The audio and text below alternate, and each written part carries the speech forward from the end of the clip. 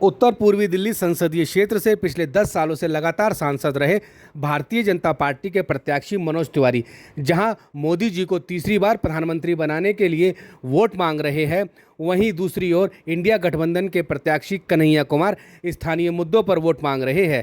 कन्हैया कुमार अपनी चुनावी सभाओं में और रैलियों में स्थानीय मुद्दों पर चर्चा कर रहे हैं।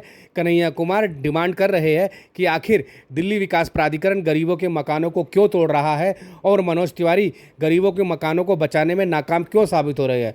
कन्हैया कुमार पूछ रहे हैं कि देश की राजधानी दिल्ली में भी बुराड़ी जैसे क्षेत्रों में बिजली के कनेक्शन क्यों नहीं दिए जा रहे हैं। तेज भीषण गर्मी में लोगों को बिना बिजली के रहना पड़ रहा है। वहीं सांसद मनोज तिवारी इन मुद्दों पर कोई चर्चा नहीं कर रहे।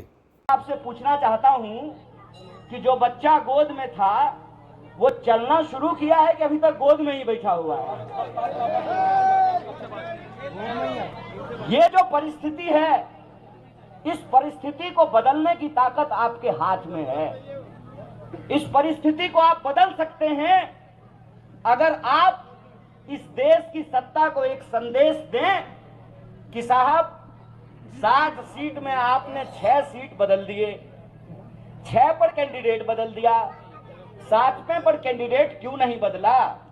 क्योंकि आपको यह घमंड है, आपको यह अहंकार है कि इस इलाके की लोगों की हालत नहीं बदलेगी तब भी जो है हम कुर्सी पे जमे रहेंगे, हमको कुर्सी से कोई बदलने वाला नहीं है।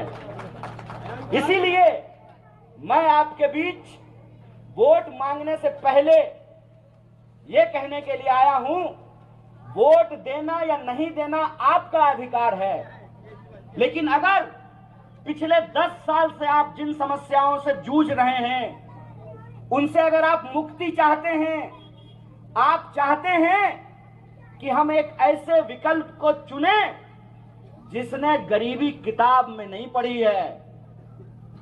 हम बिहार के लोग हैं, हम सपनों को सजाने के लिए, अपना भविष्य बनाने के लिए घर बार छोड़ करके दिल्ली आते हैं। मैं 2009 में उत्तर पूर्वी दिल्ली में जो तिमारपुर विधानसभा है वहां के नेहरू विहार में रहने के लिए आया था कि नौकरी मिलेगी, अच्छा पक्का मकान बनाएंगे, बढ़िया ब्याह शादी होगा, बाल बच्चा होगा, वंश का नाम आगे बढ़ाएंगे। स्थिति यह है कि हमने पढ़ाई लिखाई की, ट्यूशन पढ़ा करके हमने अपनी पढ़ाई की और जब पीएचडी करने के लिए पहुंचे तो हमने देखा कि धीरे धीरे इस देश का इतिहास और इस देश की संस्कृति को बदलने की कोशिश की जा रही है। मेरा एक सीधा सवाल है आपसे। मेरा नाम कन्हैया है, मिथिला की भूमि पे जन्म हुआ, जो माता जानकी की जन्मभूमि है। आप मुझे बताइए, बड़े बुजुर्ग यहाँ बैठे हुए हैं, ईश्वर हमारी रक्षा करेंगे कि हम ईश्वर की रक्षा करेंगे? बोलिए, ईश्वर हमारी करेंगे ना?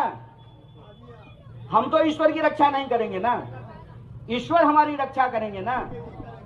हमारा काम है अपने कर्म पर ध्यान देना, फल देने का काम ईश्वर का है।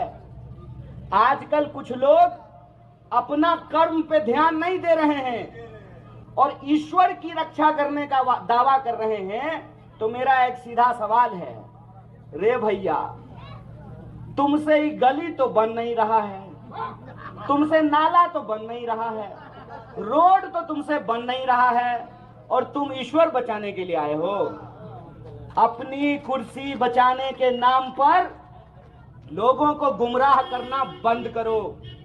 और अक्सर यहाँ पत्रकार लोग बैठे हुए हैं, हमसे पूछते हैं कि मनोज तिवारी आपके ऊपर आरोप लगा रहे हैं। हमने कहा, देखिए, हमारे यहाँ एक कहावत कहते हैं कि खाया हुआ शरीर और नहाया हुआ शरीर छुपता नहीं है।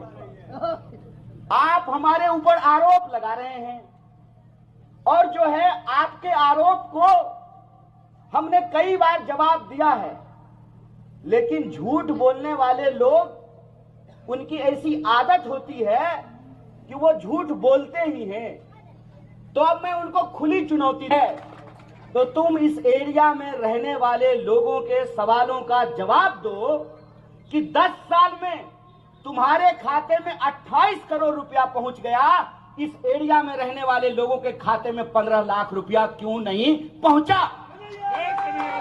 इस सवाल का जवाब दो कि देश के गृह मंत्री का बेटा यूपीएससी का एग्जाम दिया था, एसएससी का कंपटीशन दिया था। अरे इसीलिए ना बीसीसीआई का सेक्रेटरी बन गया कि उसके पापा गृह मंत्री हैं।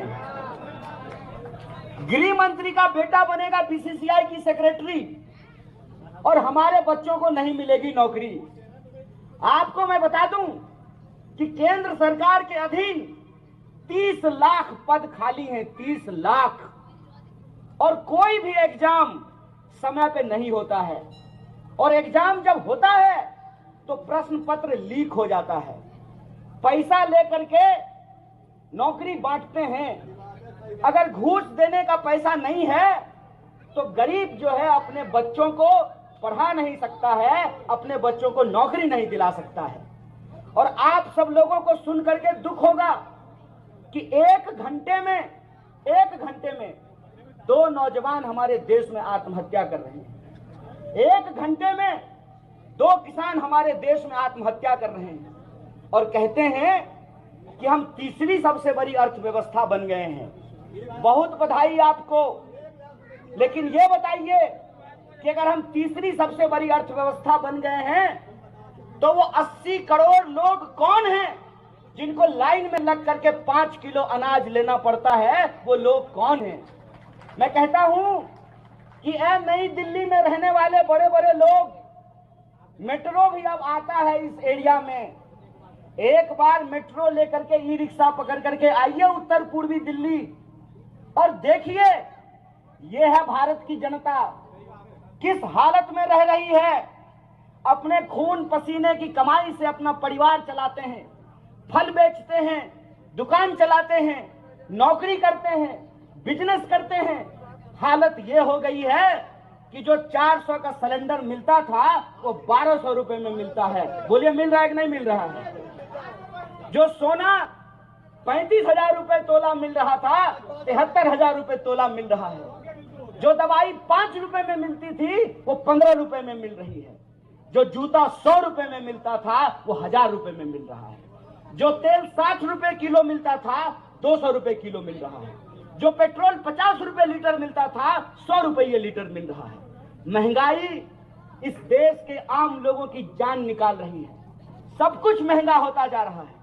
शिक्षा महंगी हो रही है, दवाई महंगा हो रहा है, इलाज महंगा हो रहा है। इसकी जिम्मेवारी कौन लेगा?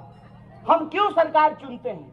हम सरकार इसलिए चुनते हैं कि हम सरकार को टैक्स देते हैं, सरकार बदले में हमारी सड़कें बनाए, हमारे लिए बिजली की व्यवस्था करे, हमारे लिए पानी की व्यवस्था करे, हमारे बच्चों के लिए शिक्षा की व्यवस्था करे, हमारा बच्चा जो पढ़ लिख लिया है उसके लिए रोजगार की व्यवस्था करे, महिलाओं की सुरक्षा करे और भेदभाव नहीं करे। हमारी क्या गलती है? यमुना के उस पार रहने वाले लोग भी भारत के लोग हैं और यमुना के इस पार रहने वाले लोग भी भारत के लोग हैं। यमुना के उस पार भी रहने वाले दिल्ली के लोग हैं, यमुना के इस पार रहने वाले भी दिल्ली के लोग हैं। हमारी क्या गलती है? हमारी क्या गलती है कि हमको पानी नहीं मिल रही? हमारी क्या गलती है कि हमको बिजली नहीं मिल रही? हमारी क्या गलती है कि हमारा गली नहीं बन रहा? हमारी क्या गलती है कि हमारा नाला नहीं बन रहा? इसकी जिम्मेवारी कौन लेगा? इसीलिए हमारे देश को आजादी दिलाने वाले हमारे महामानवों ने सोचा कि इस देश को अगर रास्ते पर रखना है, लोकतंत्र को अगर बचा करके रखना है, तो लोकतंत्र की ताकत लोगों के हाथ में देना पड़ेगा। और लोगों के हाथ में वो ताकत है वोट का अधिकार। और वोट का अधिकार ऐसा है, साहब इंस्पेक्टर साहब, आपका भी वोट एक और कमिश्नर का भी वोट एक होता है ना। ऑफिस में दोनों बराबर नहीं होते हैं, लेकिन आपका भी वोट एक और कमिश्नर का वोट भी एक होता है। हेलीकॉप्टर पर उड़ने वाले का भी वोट एक होता है और साइकिल पर चलने वाले का भी वोट एक होता है। फॉर्च्यूनर पर चलने वाले का भी वोट एक होता है और ई रिक्शा पर चलने वाले का भी वोट एक होता है। यह है संविधान की ताकत। इस संविधान की ताकत को हमको समझना पड़ेगा। हमको समझना पड़ेगा कि राजनीति लोगों की भलाई के लिए होनी चाहिए, चुनाव लोगों की भलाई के लिए होना चाहिए और चुनाव का मुद्दा लोगों का मुद्दा होना चाहिए। क्या है उत्तर पूर्वी दिल्ली के लोगों का मुद्दा? उत्तर पूर्वी दिल्ली का मुद्दा यह है कि आप कहीं चले जाइए, आप बुराड़ी से शुरू कीजिए, बुराड़ी जाइए, तिमारपुर जाइए, करावल नगर आइए, गोंडा जाइए, मुस्तफाबाद जाइए, सीमापुरी जाइए, सीलमपुर जाइए, रोहतास नगर जाइए, आप कहीं चले जाइए, कोई ऐसा एरिया नहीं है जहां के लोग जाम से परेशान नहीं है, कोई ऐसा एरिया नहीं है जहां के लोग पानी नहीं मिल रहा है इससे परेशान नहीं है, कोई ऐसा एरिया नहीं है जहां लोग कानून व्यवस्था की समस्याओं से परेशान नहीं है। आप बुराड़ी से शुरू कीजिए, डीडीएम मनमानी करता है, लोगों के घरों को अनऑथराइज्ड कॉलोनी बोल करके उस पर बुलडोजर चला देता है, लोगों के साथ मनमानी करता है, जो लोग माफियागिरी करते हैं इस एरिया में वो लोगों को तंग करते हैं। इसीलिए मैं आपसे कहने के लिए आया हूं, देखिए साहब, आपके सामने हम एक विकल्प बन करके खड़ा हैं। आप चाहें तो इस विकल्प को स्वीकार करें, आप चाहें तो इस विकल्प को ठुकरा दें, ये आपकी जिम्मेवारी है, ये आपको तय करना है। मैं सिर्फ आपको ये कहने के लिए आया हूं कि आपकी हालत हमने सूरत जैसी नहीं बनने दी है। उत्तर पूर्वी दिल्ली में हमने सूरत जैसे हालात नहीं बनने दिए हैं। हर कोशिश की जाती है लोकतंत्र का गला दबा करके हमारे ऊपर तानाशाही थोप। मैं आपसे कहने के लिए आया हूं, देखिए साहब, आपके सामने हम एक विकल्प बन करके खड़ा हैं। आप चाहें तो इस विकल्प को स्वीकार करें, आप चाहें तो इस विकल्प को ठुकरा दें, ये आपकी जिम्मेवारी है, ये आपको तय करना है। मैं सिर्फ आपको ये कहने के लिए आया हूं कि आपकी हालत हमने सूरत जैसी नहीं बनने दी है। उत्तर पूर्वी दिल्ली में हमने सूरत जैसे हालात नहीं बनने दिए हैं। हर कोशिश की जाती है लोकतंत्र का गला दबा करके हमारे ऊपर तानाशाही थोपने की। इस देश को ये जेल में तब्दील कर देना चाहते हैं। ये चाहते हैं कि इस लोकतंत्र से विपक्ष समाप्त हो जाए। जो भी बोलने वाला इंसान है, जो भी इनसे सवाल पूछने वाला इंसान है, जो भी इनका गिरेबान पकड़ करके इनसे प्रश्न पूछता है, उसको ये बदनाम करने का काम करते हैं। मुझे भी